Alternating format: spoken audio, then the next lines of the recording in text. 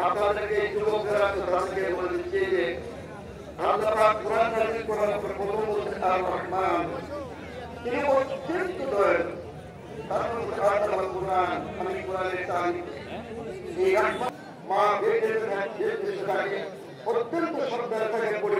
কি হবে এই জন্য মা আপনার ওই খুশির খাওয়ার পরে